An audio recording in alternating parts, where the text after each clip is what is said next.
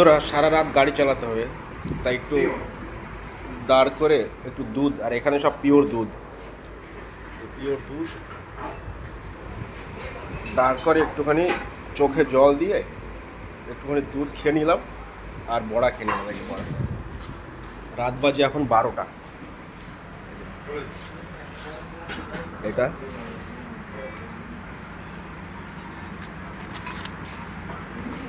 একদম fresh fresh বড়া,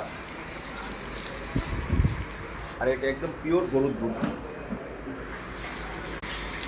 এখানে 24 ঘন্টা, মানে সারা রাত আমাদের ড্রাইভাররা আসে, অন্য অন্য স্টাফরা আসে, এসে